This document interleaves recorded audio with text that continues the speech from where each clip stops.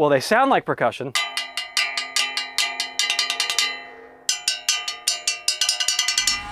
Super cool.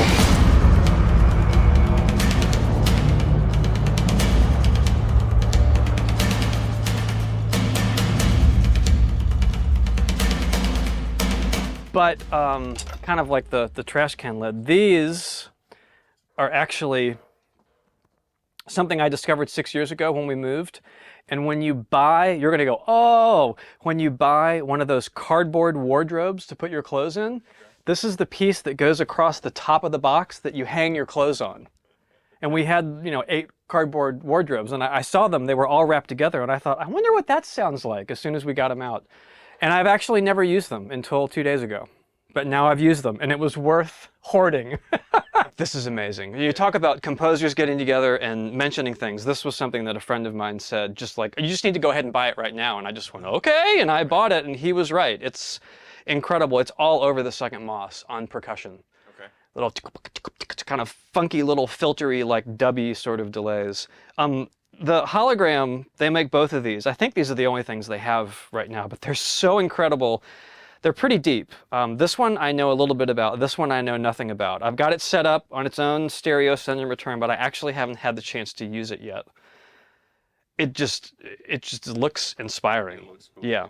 And then I've got a couple of these Source Audio stereo effects. This one is for reverb, but it's dual reverb, so you can switch between like reverb 1 and reverb 2 and choose them, and it will program them both in the same way, stereo, in and out. Not plugged in right now because my friend Tom Canova, who did all the wiring, kept telling me I needed to get rooms, and since I got it, this one's amazing, don't get me wrong, but I've been using this on the Deckard like all the time. So it's a stereo in and out, but I run the Deckard, which I play with the Linstrument, thanks to another composer friend of mine.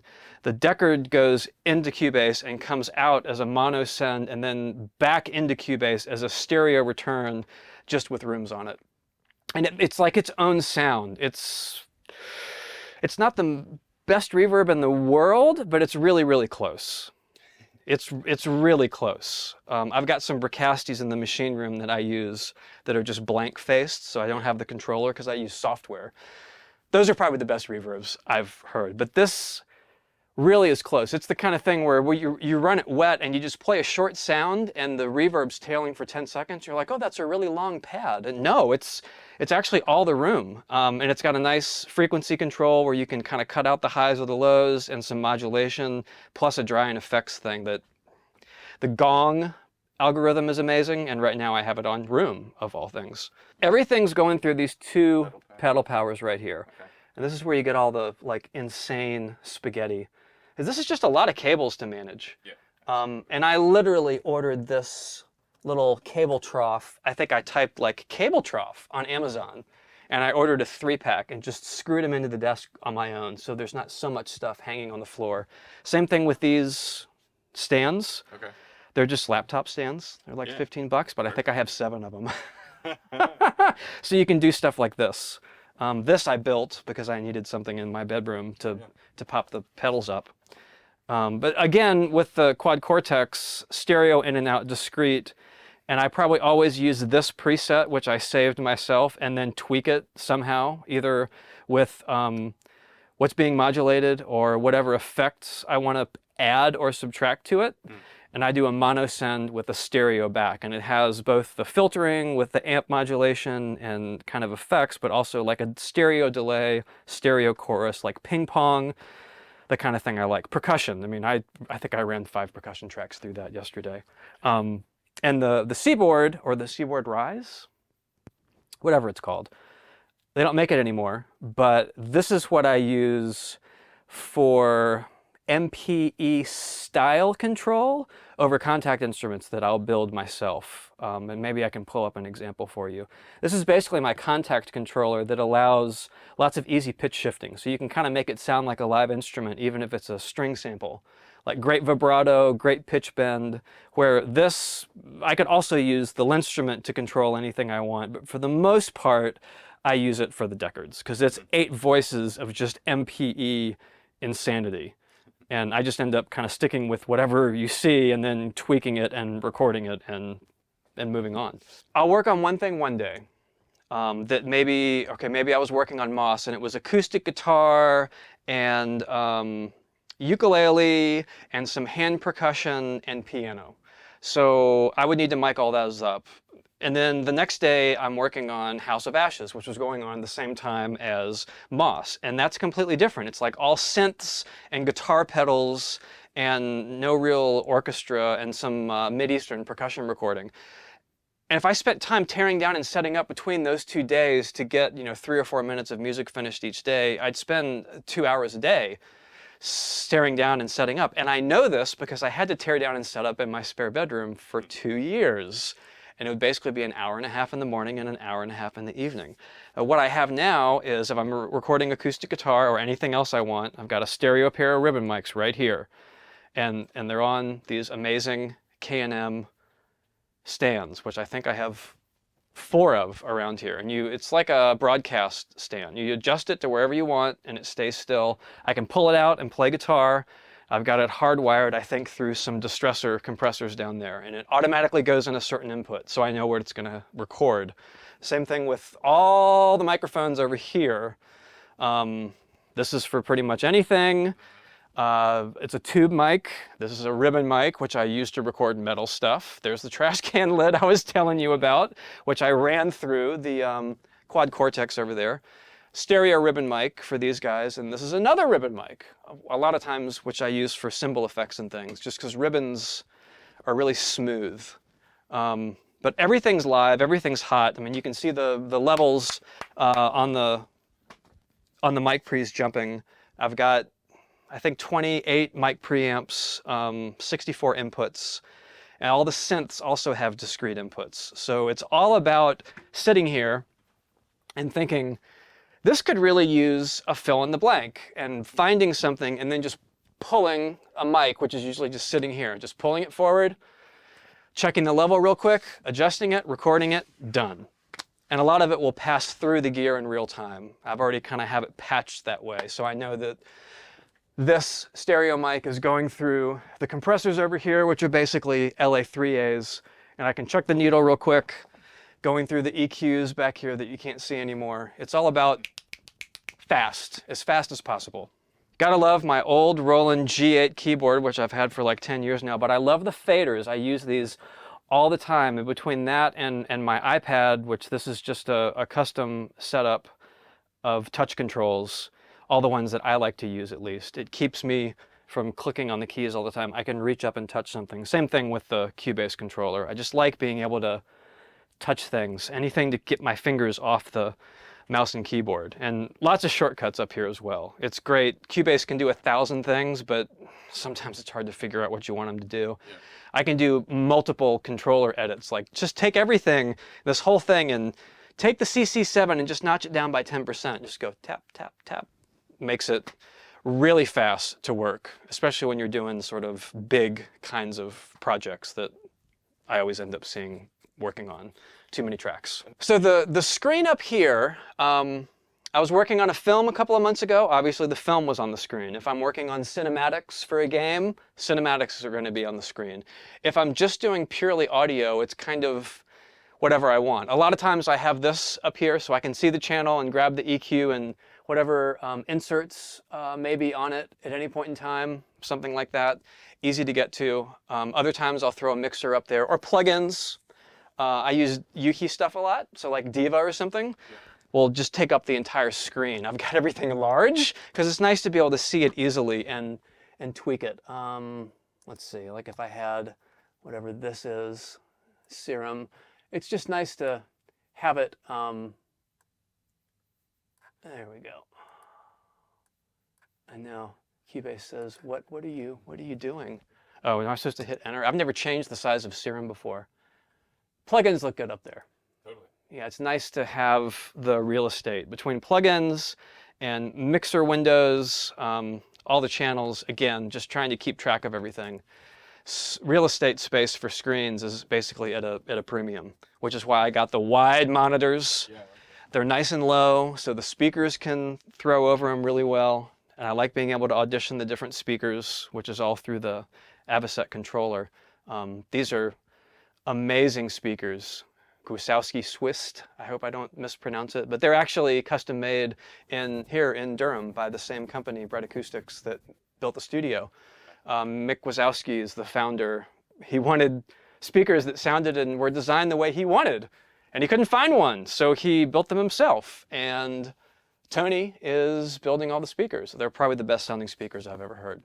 So the right side of the desk is really more processing stuff, but instruments have migrated over. This actually from Moog came as a little trio. I haven't quite gotten into the top one yet, but this is basically an amazing one-voice synth, and I use the DFAM all the time. You can sync it with Cubase, and it's just like percussion, drums, one voice, but boom, just really, really amazing stuff. And a lot of times I'll actually run it through the analog heat to warm it up a little bit. Not that it needs to be any more warm, because it's so fat and analog. But the idea is all of these things are going through discrete mic preamps, which is why I have so many mic pre's. So I don't have to worry about getting behind the console, and it's all ready to go when I want to use it. And my rack mount synths are down there, my old rack mount synths, my 1080 from forever ago. And ironically, I got this Matrix 1000 used when I was in the spare bedroom, and it's the loudest and cleanest synth that I own. It's just amazing. Polysynth, and just as analog and original as it gets. And the TG77 is the same way. I use the TG77 a lot on the limited run music, which is like a 90s, 80s throwback. That's basically like 10 DX7s in a box is what it comes down to, because you can do so many different things with it. And then all the Outboard is amazing for mastering and mixing.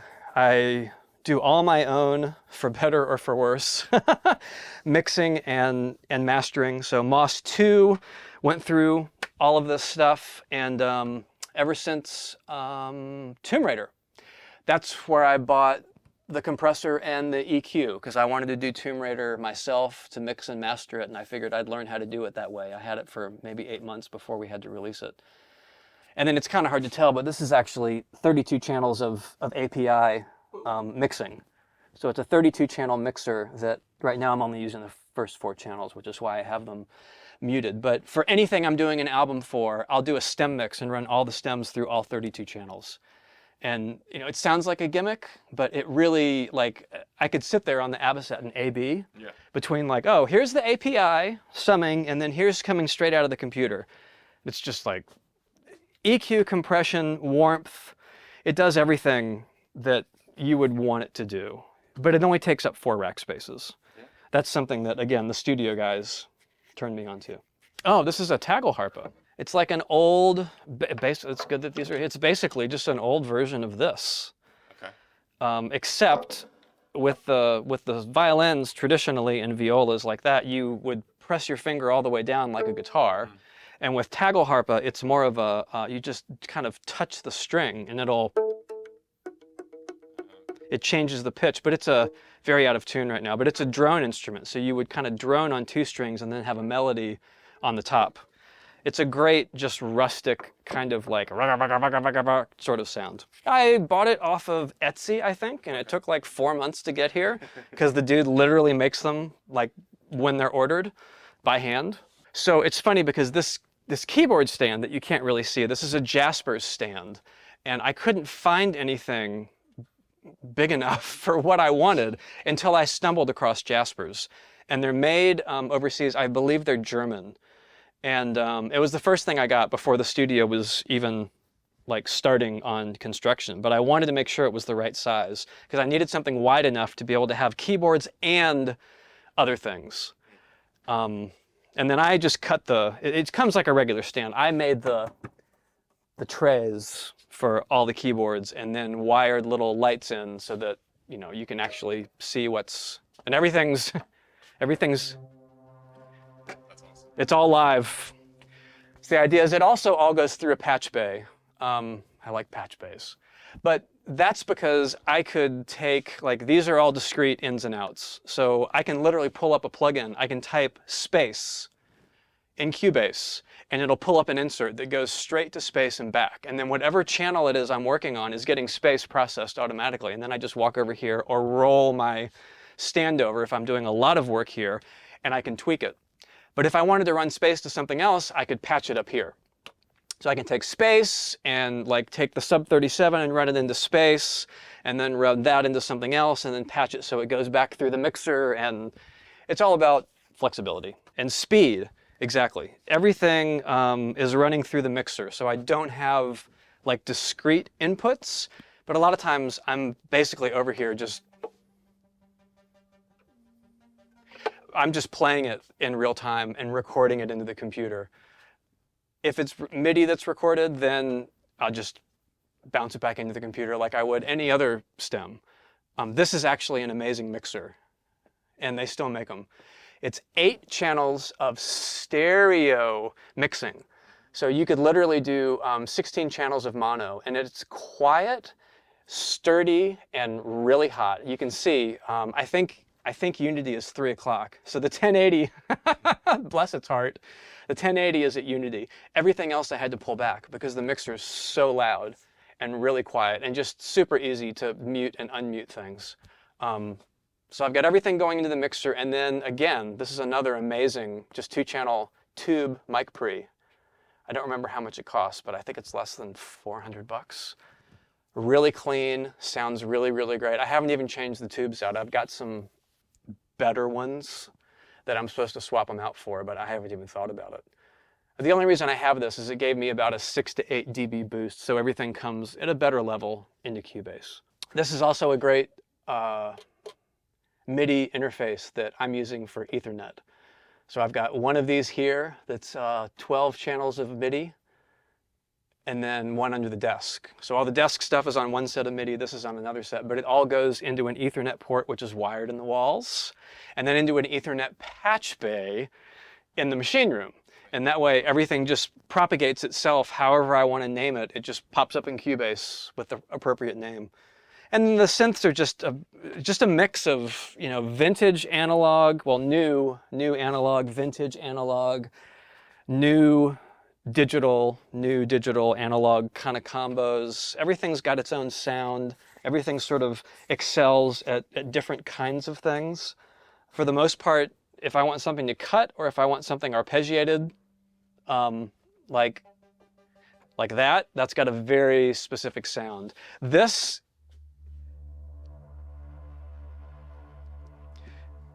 it's funny because that's basically patch number 1. It's the first thing I made when I got it, and it's the, I almost hate to say this, it's the only sound I've ever used from the Prophet. Because on almost every cue, I end up using, I mean, even if it's,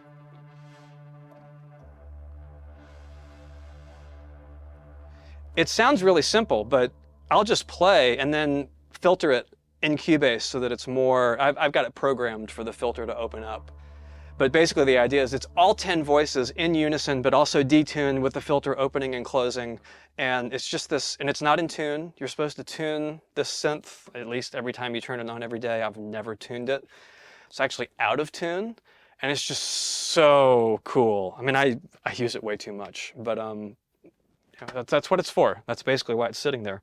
If I had to pick one polysynth to use, you would probably think that I'd want the Prophet because it's amazing and it's 10 voices, but I would pick the Peak. It's so incredibly versatile, and they keep updating it. And I mean, it's got FM synthesis, it's got wavetables in there now. They keep doing all these incredible updates. It's clean. It's like everything you need is here. Yeah. And the menu diving is very little, but you can go in and really tweak things if you want to. And even the software interface has gotten upgrades a couple of times. But what's great about it is it can sound vintage. I did some stuff for a game called Lone Echo 2, and I was using the Prophet for a lead, as well as the JX8P, and I was doing them in stereo, like one on the left and one on the right.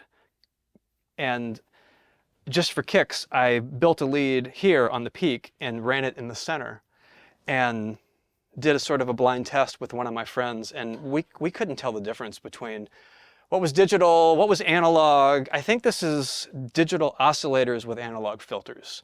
But the fact that you can pull in wavetables and things, it'll go someplace that none of these other synths can go. Like really cool, crazy. I did a bunch of sound design, white noisy sort of like strings that would be, you know, a 16-player string section where they're all moving up and down at different pitches. You can build that in here.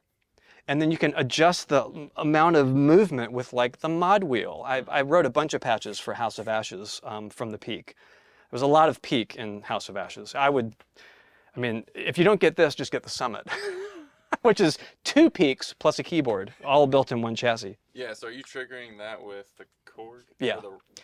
Well, I'll trigger, if I pull up the Peak and have it monitored enabled, then any keyboard in the studio can play it. Okay. And what I'll probably be doing is, there's a reason that these 2 are right here. These are the ones that are naturally, because I can use the Prophet to control the Peak. It's just a matter of what you choose to monitor from the front end. This is actually, I hope it doesn't fall apart. This is a cart that my wife used. We homeschooled, and they've both graduated now, but this is a cart she used for homeschooling, and you can get them at like a craft store for 15 bucks or something. And she said, would you need this cart for anything? I said, oh my gosh, this would actually be perfect. So I use it for anything, but I just had some foam that I put in there, and it's so much better than having stuff stacked all over my desk. Just being able to, you know, grab a mallet, or there's different, you know, percussion. I literally bought this at a garage sale here in town, this little town of Benson last year. And it's just this really great sounding little rick. Just all the normal percussion things that I've been using lately are here, and it comes and goes. I've got another cart actually that's empty because I love this one so much. I just haven't filled it up with anything yet. It's all about keeping it organized. And then, you know, I roll it over to the desk when I need it, and when I don't, it goes back here. And this whole stand actually rolls. Oh, wow. So it's got a long enough tail on all the cables that I could pull it out all the way over to here and face the desk if I was like super synth intense. Same thing with the keyboard, mouse, and monitor.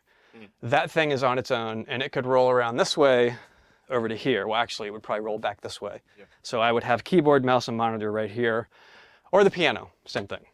It's about accessibility. But yeah, the bookshelves were made to kind of customize however I wanted. Yeah, so those panels, these are all, where's one I can get to? These are all modular.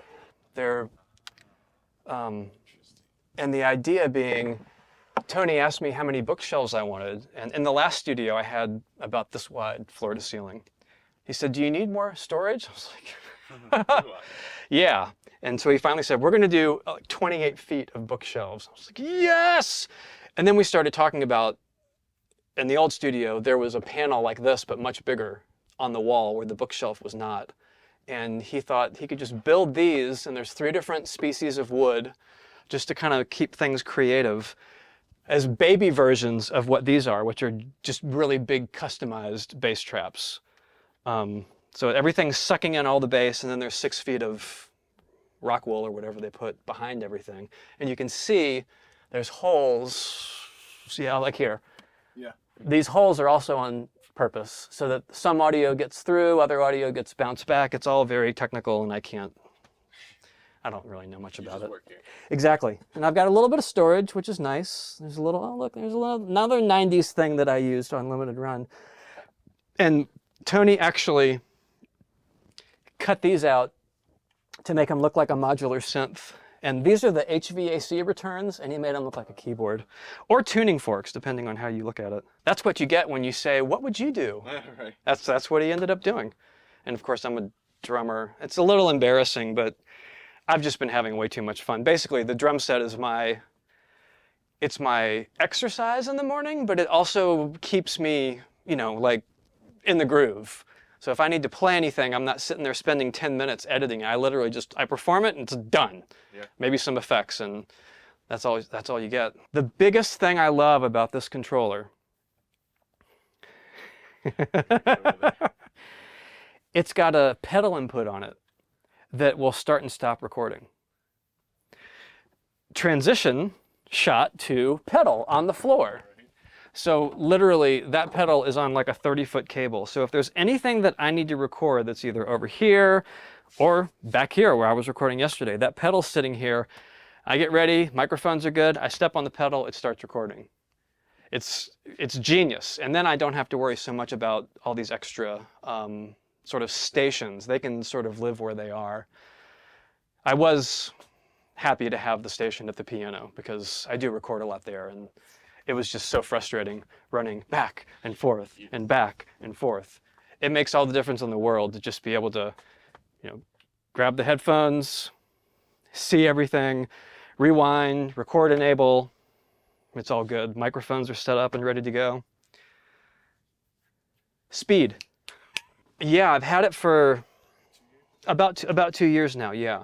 One of the things I ended up doing a lot that I tried to do it with MIDI and it wouldn't work, but just doing octaves, low octaves in the piano, sort of along with other things. Like when Moths was being done, it was with the bass guitar. But that sort of...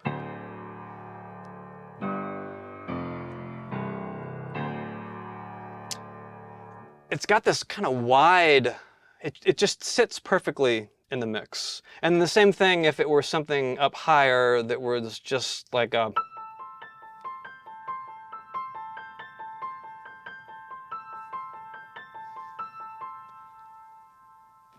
Like, I'm not a great piano player, but I think I even started, I don't remember what key it was in, but one of the Moss songs just starts with...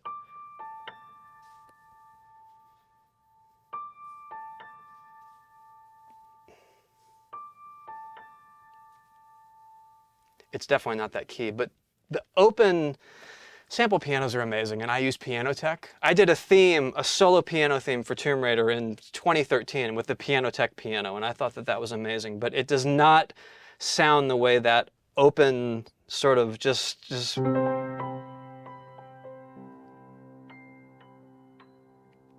It just has a magical sound to it. But I picked this one out, so no wonder I love it. Oh yeah, those are Telefunken. I guess you call them Elam 260s. They're little cardioid. I have them in omni mode. They have a cardioid and a supercardioid capsule. But they're tube mics. I pretty much either have ribbons or tubes unless I'm recording drums, and then it's some more condensers. But those are the mics that I used because I had a stereo pair that had omni capsules when I was testing the pianos. And I thought I'd get like a piano bar mic or get something else. And I tried every other mic I have, which it's way too many microphones. I couldn't find anything that sounded the same. So I just left those there and bought other microphones, which are the ones that are up front now. I actually put this modular together when I was working on House of Ashes. There aren't any oscillators in here. Modular synths are basically anything you want it to be. It's kind of like taking this synthesizer and saying, well, I want the filter and I want that and I want to take this, but I want it up here and I want everything to be able to control everything else. So it's essentially just a giant modular effects rack. And I've got 2 discrete stereo ins and outs from the patch bay, so I can run anything I want to it. It's got some distortion, which is really cool, some great filters, and then some really tricky like tape rewind splicing sort of things.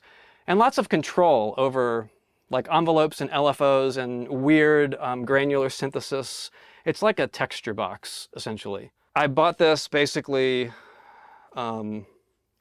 because it had a mini patch bay in it it's like semi-modular. So I'm sort of using it as an expansion to this. I love Arturia, but I don't even have the audio to this plugged in. Okay. But I can use it as an oscillator if I want to and drive it through here and then go back to Cubase. So it's basically like an expansion to the modular rig.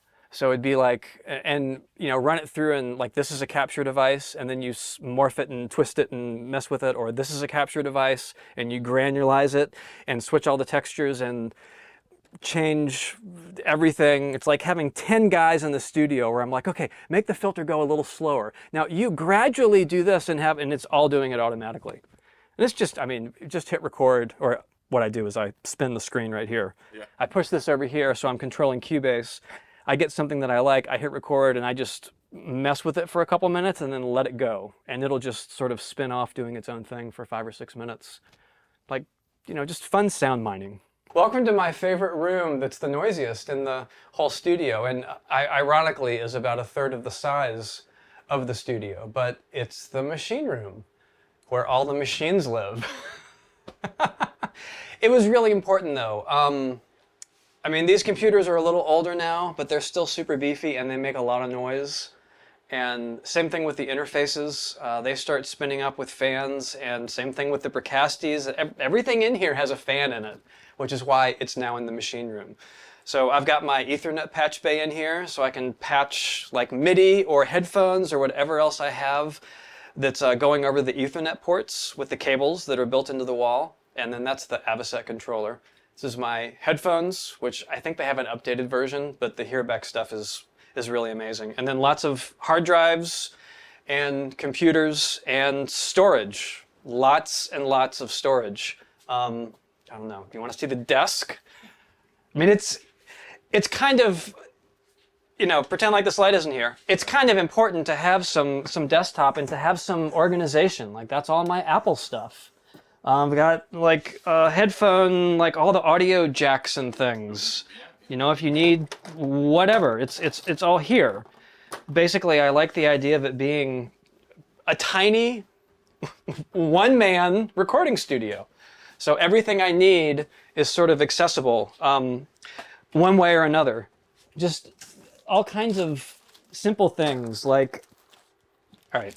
Here's a little tip. Can you see it okay with the light? Yep. So this is it's just Velcro that comes in like a $10 wheel that I got off of Amazon, but you snip it and you wrap your cables with it, either permanently or temporarily if they're in a place. You can hold them there. There's also little label ties like this that are also Velcro and already pre-made. I have all these on my mic cables. Just keeping things organized makes a huge difference. And you can get little tiny pieces like this that you can screw underneath your desk, and then you wrap a zip tie through it, and that's what holds your cables underneath the desk to keep things organized and off the ground. Just lots of cables and plugs and cables and tools and lots of just things, a full toolbox. And then there's more instruments over here. This is actually the last extra large water phone that Roger Waters ever made. He's the original inventor of the water phone, and I called him to order one, and he said that he had just retired and he wasn't planning on making any more. But since he hadn't announced it on the website, he'd make one more for me. And I said, that would be great, but only if you sign it.